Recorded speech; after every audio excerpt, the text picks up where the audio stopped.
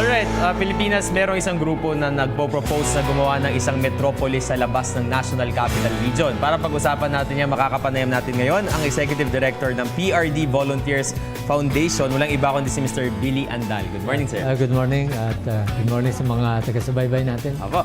Okay, sir. So kayo po yung galing sa PRD Volunteers Foundation or President Rodrigo Duterte Volunteers Foundation. Ano po ba itong grupo ninyo? Well, ito yung volunteer group ni isa sa mga major group ni Mayor Duterte nung panahon pa ng kampanya.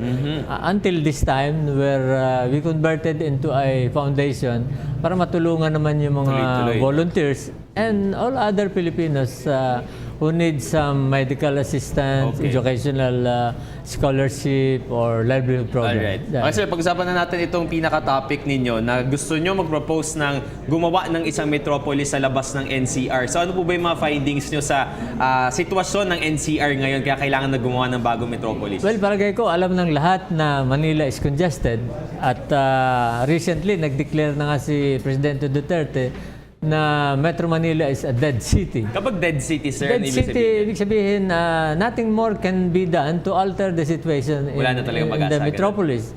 For instance, to relieve traffic congestion, Yes. mayroong ginagawang skyway connecting North Luzon Expressway And the SLEX. the SLEX.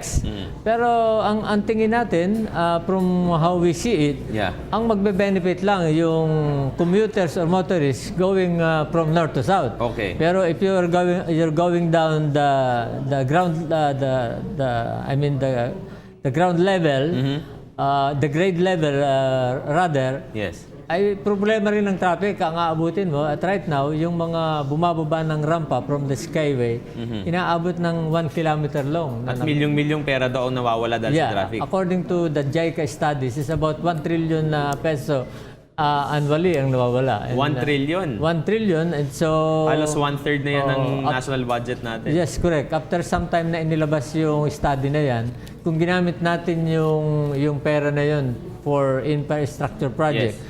to decongest Metro Manila, that would have been a lot of money saved Okay. for something better. Alright. Yun. Sir, let's talk about your proposal. Gusto niyo raw sa eastern side ng Pilipinas itong metropolis. So ano ba yung nakikita nyong magiging itsura nitong bago metropolis na to? Kamusta po yung magiging urban planning yan? Well, right now, ang Metro Manila kasi ang development ay nasa western seaboard. Yes. Ang kailangan natin is to go to the eastern seaboard Okay.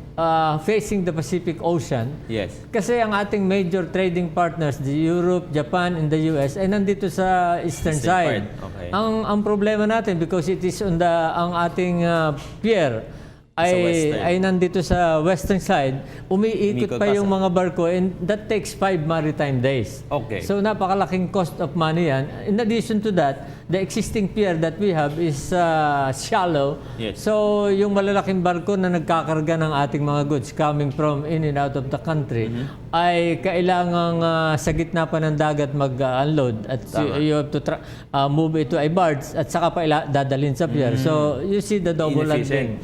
Pero sir, paano natin may iwasan? Kasi kung sa eastern part dyan, dito naman yung gateway ng mga bagyo. So paano po natin, ano po yung magiging mainam na strategy para siyempre hindi maka-apekto sa bagong metropolis? Well, kahit na siya ay facing the Pacific at yung gateway ng lahat ng bagyo, kung ang structures mo naman ay maayos, wala ka namang problema eh. Pero one good thing about the area we will be proposed to have the new metropolis is higher elevation. Okay. Ang isang problema ng Maynila, according to the findings of UP Professor Fernando Ziringan, by 2050, 45% of Metro Manila will be submerged. 45%? 45%, So ano to, sir? that's about half of Metro Taon-taon Manila. lumulubog yung NCR? Yeah, taon-taon tayo ay lumulubog ng 1 inch. 1 1 inch to, that's about 5 centimeter to 10 centimeter. That's about 1 inch to 2 inches na bumababa ang Metro Manila.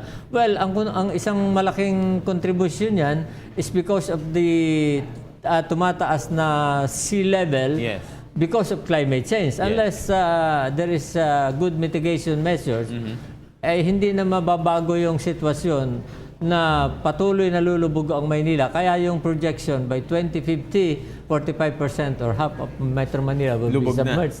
So we would be needing amphibious vehicles to go around the metropolis. Sir, saan po specifically sa eastern part ng Pilipinas yung nakikita? Well, what we see is the project approved by President Ramos was endorsed to the next president, who was President Erap. Yes. And it was declared a national flagship project, a special economic zone, and ang area na ito ay part of Aurora Province in Quezon Province. In Okay. Quezon Province. Okay. So, what we only need, the area is about 90,000 hectares. That's big. That's big. Metro Manila is about 80. So we can put in everything or develop that area. Actually, it's already planned Okay.